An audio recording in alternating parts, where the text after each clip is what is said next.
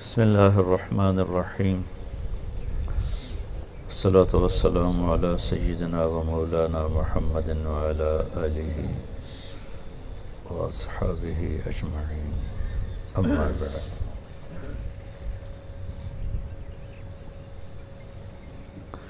اللہ تعالیٰ نے انسان کے اندر خواہشات کا لامحدود سسٹم رکھا ہوا ہے، کہیں اس کا اینڈ نہیں آتا ہے،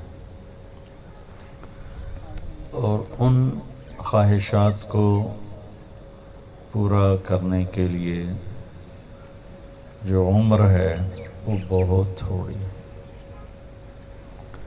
بلکہ اسباب بھی اتنے نہیں ہیں جتنی خواہشات۔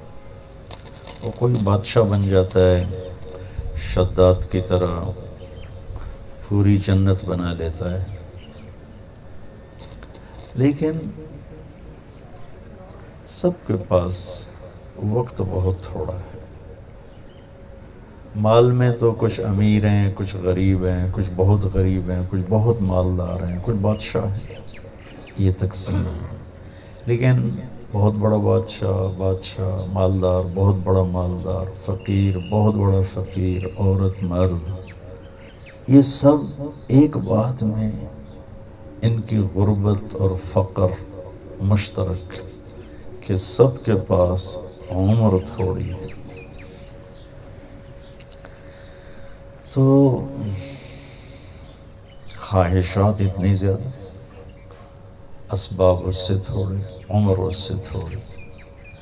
مجھے اس پر شیر شاہ سوری کی بات یاد آ جاتی ہے، بہت نیک بادشاہ تھا۔ جب اس نے دہلی کو فتح کیا تو اس نے کہا، افسوس میرے سر پہ حکومت کا سورج اس وقت چمکا ہے جب میری اپنی زندگی کا سورج غروب ہونے والا ہے۔ 60 سال کی عمر تھی جب اس نے دہلی کو فتح کیا، اور 66 سال کی عمر میں شہید ہو گئے، کالنجر کی فتح میں زخمی ہو کر وفات پائی۔ تو ٹوٹل 6 برس حکومت۔ تو کسی کے پاس لمبی بھی مدت ہے تو 60-70 سال ہیں، اس سے جا کر آگے تو خود اولاد تنگ ہو جاتی ہے، اولاد تنگ ہو جاتی ہے، ماں سے بھی باپ سے بھی۔ ایک شخص آیا حضرت عمر کے پاس کہ میں اپنی ماں کے کپڑے بھی اب دھوتا ہوں، پیشاب بھی، پاخانہ بھی، روٹی بھی، سب کچھ جیسے میری ماں نے میرے ساتھ کیا، تو کیا میں نے ماں کا حق ادا کر دیا؟ تو حضرت عمر نے فرمایا نہیں۔ کہ وہ کیسے؟ کہ جب تیرے پیشاب پاخانے دھونے کی ضرورت تھی تو تیری ماں تجھے نہلاتی دھلاتی، ساتھ تیری زندگی کی دعائیں مانگتی تھی، اور تو جب بھی اس کی خدمت کرتا ہے تو اس کی موت کی دعا مانگتا ہے کہ یا اللہ میں تھک گیا ہوں، اب اس کو بس تو اٹھا لے۔ تو ایک دم وہ چپ ہو گیا تھا۔ ٹھیک بات۔ تو پھر یہ کیا چکر ہے؟ خواہشات اتنی زیادہ ہیں، ایسے گھر بناتے بناتے ایک عمر گزرتی ہے اور اس میں اثر ہو چکی ہوتی۔ ایک ڈاکٹر کہنے لگا، مجھے میرے پیسے کا کیا فائدہ؟ جب مجھے پیسے کی ہوس تھی تو میں اپنی محنت میں لگا ہوا تھا، ڈاکٹر بننے میں، ایک اچھا ڈاکٹر بننے میں۔ ڈاکٹر بنتے بنتے بنتے بنتے میں 50 سال کا ہو گیا ہوں، تو اب اس دولت کو میں کیا کروں گا؟ میرے پاس کتنے دن ہیں؟ چند صبح ہیں، چند شام ہیں۔ اب میرا نفس مجھے کہتا ہے تیری اولاد کے کام آئے گا، تو میں اپنے آپ کو کہتا ہوں اس کی کیا گارنٹی ہے کہ ان کے کام بھی آئے گا کہ نہیں آئے گا؟ یہ عجب سا گورکھ دھندا ہے۔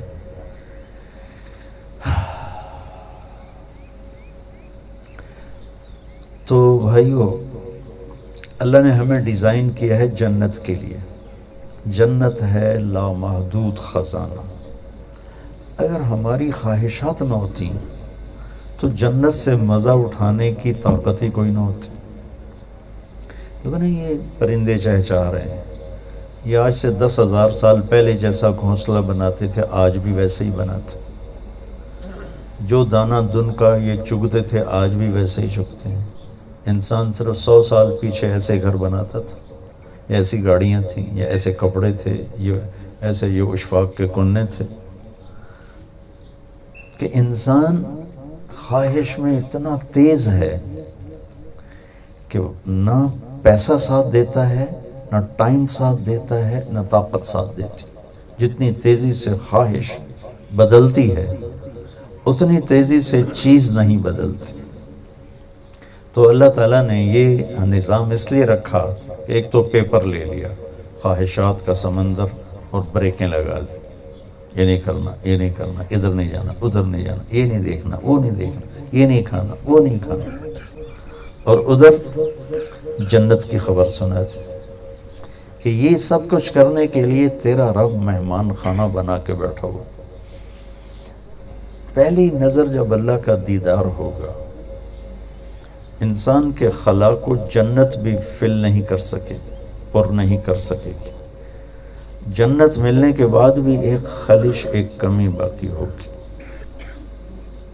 وہ دور ہوگی جب اللہ سامنے آئے گا. جب اللہ سے جنید جمشید سے پہلی ملاقات ہوئی، اللہ اس کی قبر روشن کرے 97 میں. اس وقت وہ پیک پر تھا. کسی نے موسیقی میں اتنا بڑا نام نہیں کمایا اور شہرت اور پیسہ جتنا اس بندے نے کمایا. تو کوئی میرے پاس لے کر آیا تو میں تھوڑی سی بات کی تو وہ مجھ سے کہنے لگا ایک سوال ہے. بولو. کہنے لگا ایک پاکستانی نوجوان جو سہانے خواب دیکھتا ہے، ایسا ہوتا، ایسا ہوتا، ایسا ہوتا، وہ مجھے حقیقی طور پہ حاصل ہے.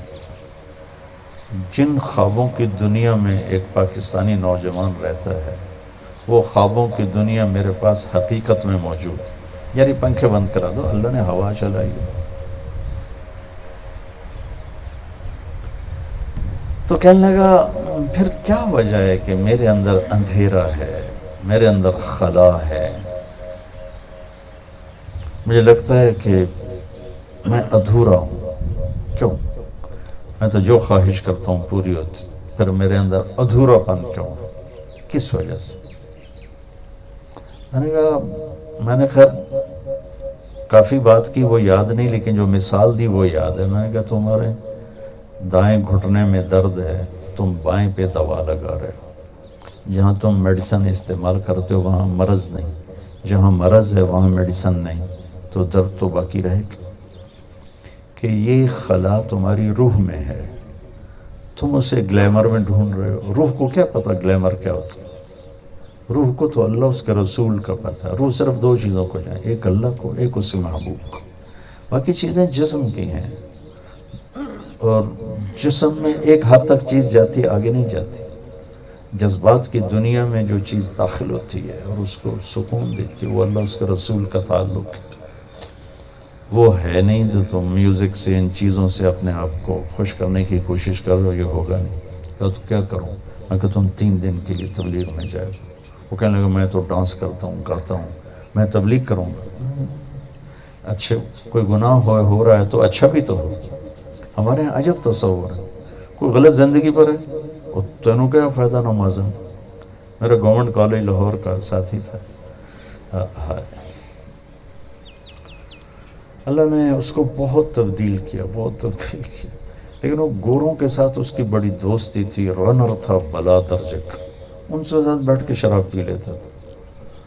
اور سارے اسلام آباد میں بہت فیمس تھا. تو کبھی دروازے پہ گرا پڑا ہوتا، کبھی فٹ پاتھ پہ اپنے گھر کے، تو پولیس والے اٹھا کے اندر کر دیتے تھے. تو ایک دفعہ پولیس والے اٹھا کے تھانے لے کے، تو جب صبح اس کی آنکھ کھلی تو نماز کا وقت ہو رہا تھا. کہنے لگا میرے لیے مصلی اور لوٹا لو نماز پڑھنے. وہ کہنے لگے احمد صاحب راتی کی کر دے رہا. کہنے لگا اس لیے تو نماز پڑھ رہا ہوں کہ گناہ ہوا ہے تو نیکی بھی تو کروں. ہمارے الٹا تصور ہے، تینوں کی فائدہ نماز آندا، تینوں کی فائدہ روزے آندا، تیرا تو کاروبار ہی حرام ہے، تیری تو روٹی حرام ہے، تو یہ کرتا ہے، تو وہ کرتا ہے. اللہ نے پرفیکشن نہیں مانگی، اللہ نے کاؤنٹنگ مانگی ہے کہ ہم کاؤنٹ کر لیں گے، وزن کر لیں گے. اگر تمہاری نیکیاں 51 ہیں اور گناہ 50 ہیں تو بس ہم تمہیں معاف کر دیں گے، ایک پر معاف کر دیں گے. اور اگر برابر ہیں تو کسی نے تمہیں دے دی تو بھی معاف کر دیں گے. کم ہیں نیکیاں تو پھر جتنی کم ہیں اتنی سزا دے کے صاف کر کے پھر جنت میں ڈال دیں گے. تو وہ کہنے لگا میں جاؤں. میں نے کہا جایا کرو. اس 97 کی بات ہے. 2001 میں وہ 3 چلے کے لیے نکلا. وہ 3 دن 4 مہینے کے لیے چلا. پھر مجھے اس کا فون آیا بالا کوٹ سے کہ میں ایک ٹوٹی ہوئی مسجد ہے اور ٹوٹا ہوا فرش ہے، پھٹی ہوئی چٹائی ہے اور اس پر میں لیٹا ہوا ہوں، اور جس سکون کو میں 5 سٹار ہوٹلز اور میوزک میں ڈھونڈتا تھا وہ سکون مجھے یہاں مل گیا ہے. مجھے لگتا ہے میں ہوا میں اڑ جاؤں گا، میں ہوا میں اڑ جاؤں گا. پھر اللہ نے اس طرف جو چلا تو پھر ادھر بھی اس نے کمال کر دکھایا. کہتا تھا میں چاہتا ہوں میں جب مروں تو اللہ مجھ سے راضی ہے، میں جب مروں تو اللہ مجھ سے راضی. میں نے تو اس کا جنازہ پڑھایا. میں نے دیکھا کہ کیسے اللہ اس سے راضی، جن سے راضی ہوتا ہے ان کے ایسے جنازے اٹھواتا. سبحان اللہ، کیا کمال ہے.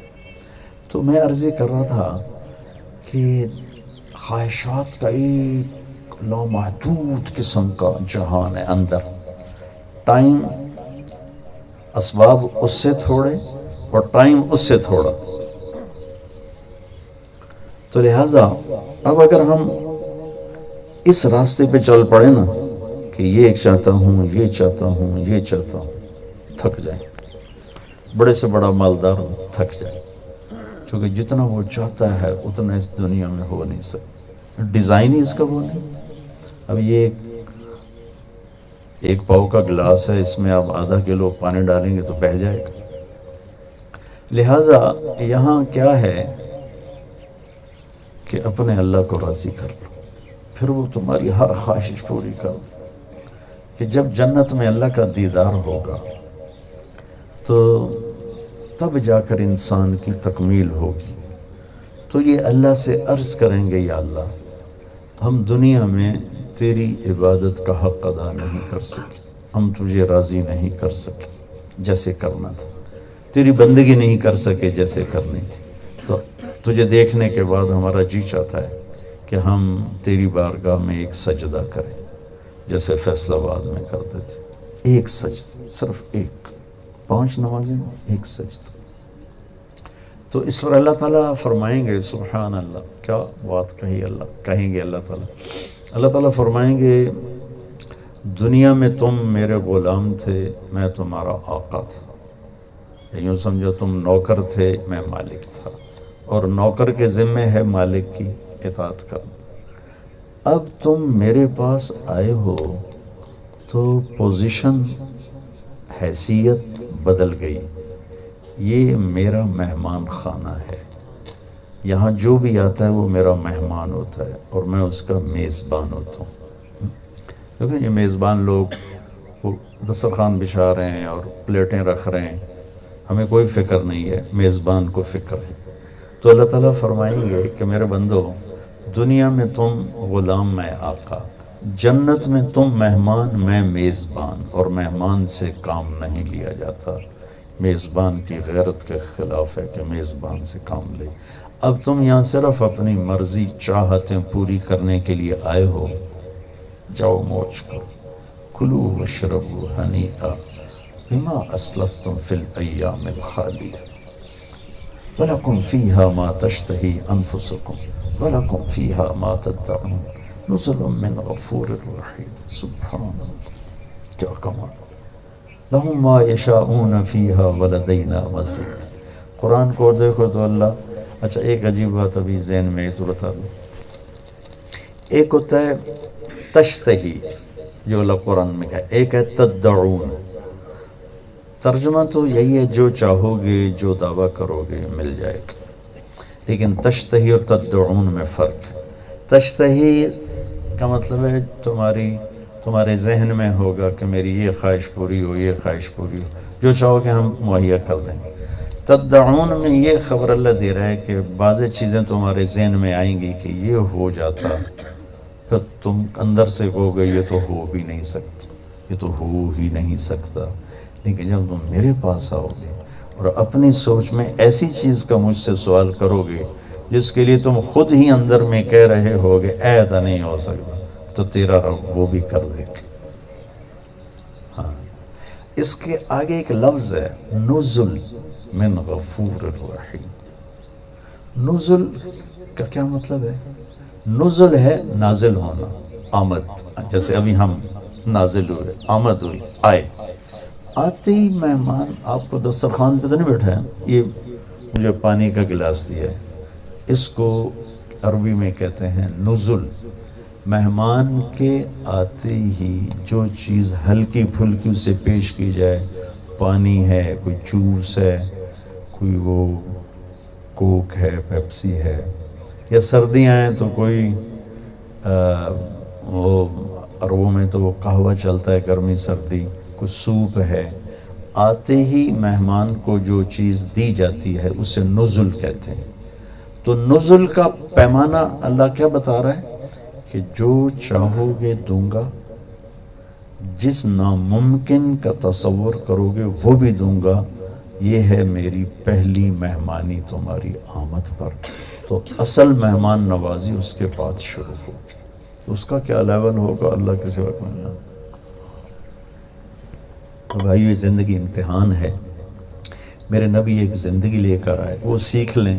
اس میں چند فرائض ہیں، 5 نمازیں، 30 روزے. اس میں بھی اللہ نے کہا بیمار ہے تو بعد میں سے، مسافر ہے تو بعد میں سے، کوئی زیادہ ہی بیمار ہے تو اچھا چل چھٹی کرو، ایویں ہی معاف کر دیتا. حج ہے مالدار پر ہے، زکوٰۃ ہے مالدار پر ہے. صرف ایک نماز ہے جس کو اللہ نے محکم کر کے بیان کیا ہے، اس میں کوئی چھٹی نہیں. کہ نماز دکھ ہوتا ہے، امت کا 70-80% حصہ نماز چھوڑ چکا.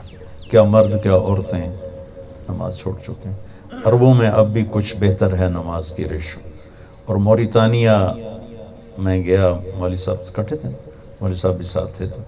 وہاں میں نے پوچھا نماز کی ریشو کیا ہے، تو انہوں نے کہا یہاں ہمارے یہاں 100% نمازی. کیونکہ آبادی تھوڑی، ملک تو پاکستان سے بھی بڑا ہے، آبادی کم ہے، لیکن جو موریتانی ہوگا وہ نمازی ہوگا. باہر سے آئے ہوئے لوگ ہیں تو ان کی گارنٹی نہیں. موریتانی مرد ہے، عورت ہے، بچہ ہے، بچی ہے، شہری ہے، دیہاتی، 5 وقت کا نمازی ہوگا. اور دیہات میں 100% حفظ قرآن ہے، سب بچے حافظ قرآن، سب بچیاں حافظ قرآن. پورے صحرا میں قرآن کوئی نہیں، لیکن سب کے سینوں میں قرآن محفوظ لکھا ہوا، کسی کے پاس کوئی نہیں، سینوں میں سب کے پاس موجود. تو نماز ایک ایسی چیز ہے جس میں گنجائش نہیں. میں کہا کرتا ہوں اگر گنجائش ملتی اس 1439 سال میں تو میدان کربلا میں میرے نبی کے نواسے کو ملتی. لیکن انہوں نے بھی نماز پڑھ کے بتایا کہ نہیں، نماز کی گنجائش نہیں ہے.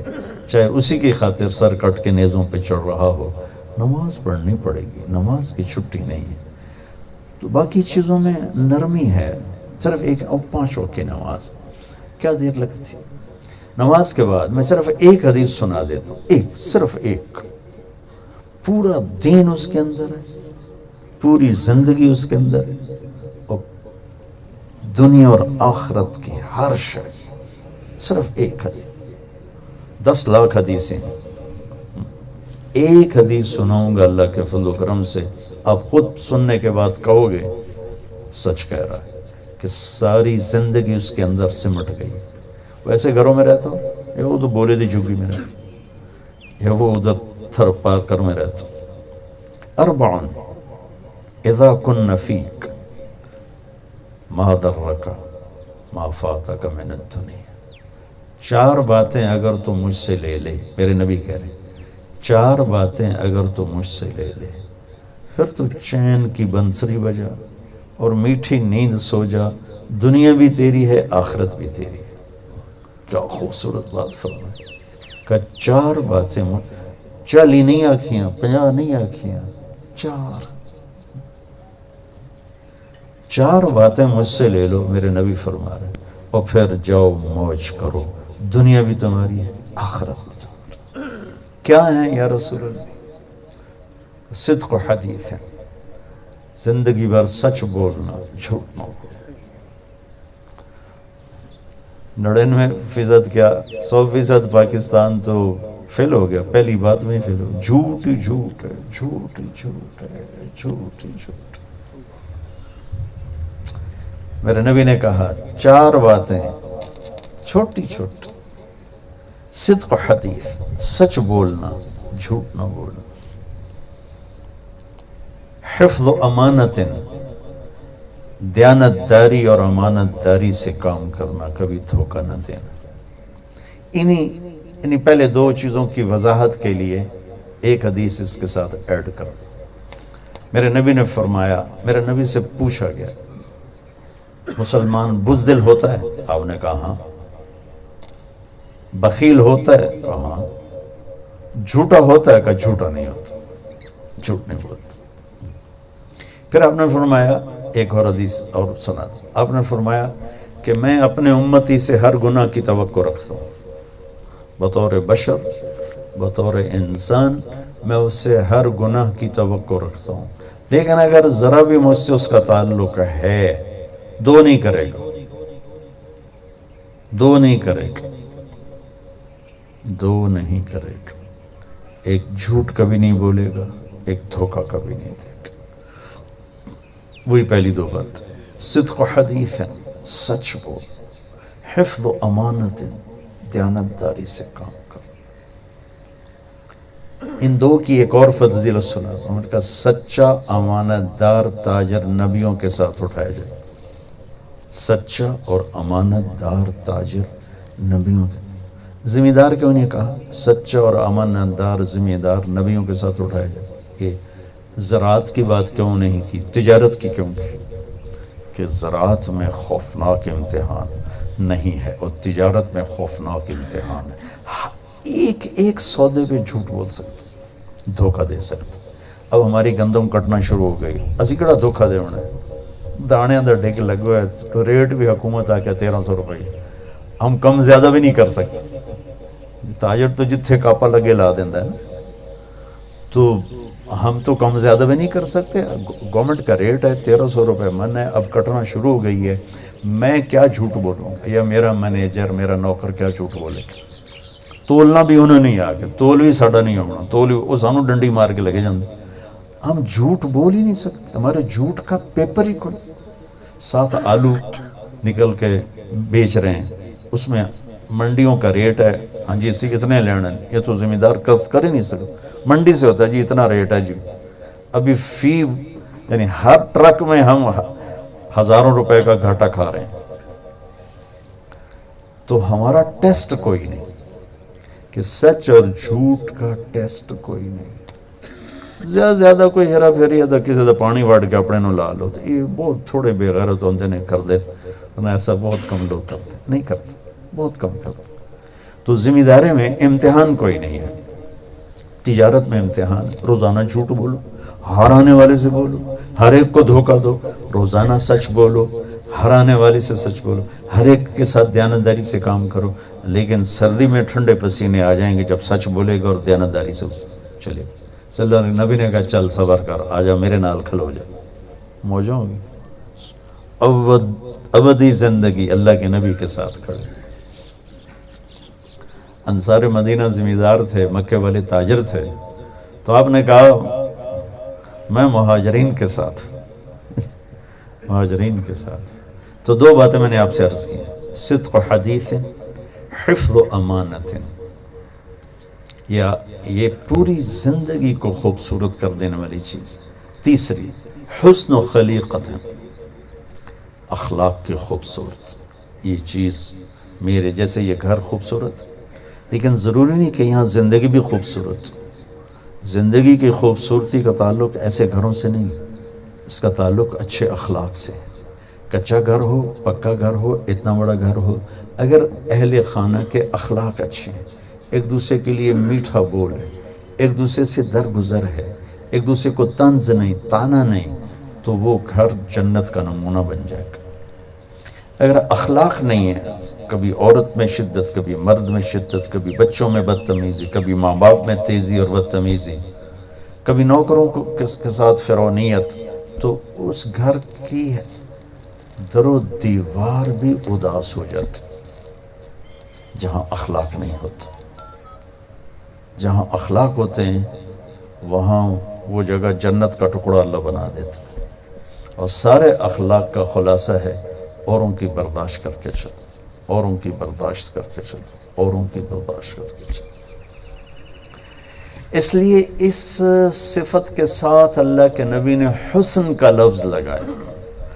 سچائی بھی خوبصورت چیز ہے، دیانتداری بھی خوبصورت چیز ہے، لیکن اچھے اخلاق کے ساتھ خوبصورتی کا لفظ لگایا. حسن خلیقت، اخلاق کے ساتھ حسن کا لفظ لگایا، سچائی اور دیانتداری کے ساتھ نہیں لگایا. کہ اخلاق ایسی چیز ہے جب اچھے ہوتے ہیں تو نظر آتے ہیں، برے ہوتے ہیں نظر آتے ہیں. تو اخلاق کا اچھا ہونا ان زندگی کو خوبصورت بنا دیتا ہے. اور ہر انسان کی تمنا ہے کہ میری زندگی خوبصورت ہو، میری زندگی اچھی ہو، میری زندگی خوبصورت ہو. تیسری بات، وہ سارے اخلاق ایک لفظ میں ہیں، جو برا کرے اس کے ساتھ اچھا کرو، برداشت کرو. اور ایک حدیث میرے نبی نے کہا معاذ پورے دین کا خلاصہ کرو، پورے دین کی سمری بنا دوں تو ہکے گا لے کہا جی یا رسول اللہ. تو آپ نے ایسے کیا، زبان نکال کے کہا بس اس پہ قابو رکھ، اس پہ قابو رکھ.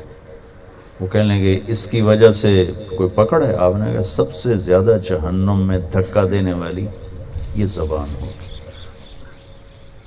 تو بھائی اگر ہم اپنے گھروں میں خوبصورتی چاہتے ہیں، زندگی خوبصورت چاہتے ہیں، اپنے اخلاق اچھے کریں. خامد کا بیوی کے ساتھ، بیوی کا خامد کے ساتھ، ماں باپ کا اولاد کے ساتھ، اولاد کا ماں باپ کے ساتھ، مالکوں کا نوکروں کے ساتھ، نوکروں کا مالکوں کے ساتھ. یعنی بہت سفر کیا ہے اس راستے میں. آج کی اولاد کی نافرمانی میں بہت بڑا دخل والدین کا اپنا ہے. وہ اپنی اولاد کو سپیس نہیں دیتے، اپنی مرضی ان پر مسلط کرتے، جس کا آہستہ آہستہ رد عمل بننا شروع ہوتا ہے اور ایک فاصلہ و دوری پیدا ہو جاتی. جتنے اللہ نے ان کے حقوق رکھے ہیں. ایک شخص آیا اپنے بیٹے کو لے کر، کہا جی یہ میرا بیٹا ہے بہت نافرمان. حضرت عمر نے سوٹی چاہیے انہوں مارا ناست. کہنے لگے جی ٹھہرے. ہم نے پوچھا کیا ہوا؟ کہا ماں پیو دا حق بھی بڑا ہے، کوئی اولاد دا حق بھی ہے، کوئی اولاد دا حق بھی ہے. ہم نے کہا ہے. کہ جی ذرا بتائیں. کا پہلا حق ہے کہ نیک ماں دے، نیک جگہ شادی کرے، ماں اچھی. دوسرا حق ہے جب پیدا ہو تو نام اچھا رکھے. تیسرا حق ہے کہ اس کو قرآن سکھائے. کہ ہن میری بھی سن لو، اے میرا پیو بیٹھا اس نے حبشی عورت نال شادی کی تھی، مینوں ماں چنگی نہیں دیتی. دوسرا حق ہے اس نے میرا نام جولان رکھا ہے. جولان گندگی کے کیڑے کو کہتے. تو انہوں نے کو پوچھو مینوں ہور کوئی نا ہی نہیں لگتا، مینوں جولان گندگی کا کیڑا. اور تریا پوچھو اج تے اس میں قرآن دی شکل نہیں وکھائی. حضرت عمر نے وہ سوٹی ادھے پھیر دی تھی، پہلے تو تیرا دماغ ٹھیک کرا. تو حسن خلیقت، اچھے اخلاق. چوتھی چیز کیا ہے؟ عفت فی طعمت، رزق حلال. رزق حلال چھوٹی سی حدیث اور پورا دین اس کے اندر ہے. فرائض کے بعد یہ 4 باتیں آپ لے لیں، میں لے لوں، یہ مستورات لے لیں، یہ سر لیں، زندگی صراط مستقیم پر آ جائے گی، خوبصورت ہو جائے گی. رزق حلال وہ عمل ہے. سعد بن معاذ بیٹھے تھے تو اللہ کے نبی کی نظر پڑی ہاتھوں پر، ہاتھ بڑے سخت. تو آپ نے کہا یہ کیا ہوا تیرے ہاتھوں کو؟ کیا ہوا؟ کہا جی میں مزدور آدمی ہوں، کھیتوں میں کام کرتا ہوں بچوں کے لیے، تو سخت ہو گئے. تو آپ نے ان کا ہاتھ پکڑ کے ایسے بوسہ لیا، ایسے چوم کر فرمایا بچوں کو حلال کھلاتے جو ہاتھ ایسا ہو جاتا ہے اس پہ جہنم حرام ہو جاتی. تمہارا رزق حلال ایسی چیز ہے کہ وہ جہنم حرام کر دیتا. تو بھائیو سچائی اور دیانتداری جہاں ہوگی وہ شخص 24 گھنٹے نماز میں ہوگا، بندگی میں ہوگا. یہ تبلیغ اس کو سیکھنے کی محنت. اللہ آپ کو موقع دے تو جایا کرو. 3 دن ہی لگانا شروع کرو گے تو بہت سے راستے کھل جائیں. ٹھیک. اللهم لك الحمد كما أنت أهله فصل على محمد كما أنت أهله وفعل بنا ما أنت أهله إنك أهل التقوى وأهل المغفرة. اللهم بارك لهم فيما رزقتهم اللهم بارك لهم فيما رزقتهم اللهم بارك لهم فيما رزقتهم وأوزعهم أن يشكروا نعمتك التي أنعمت عليهم وعلى والديهم. اللهم ألف بين قلوبهم وأصلهم وأصلح ذات بينهم. اللهم ألف بين قلوبهم وأصلهم وأصلح ذات بينهم. آمين.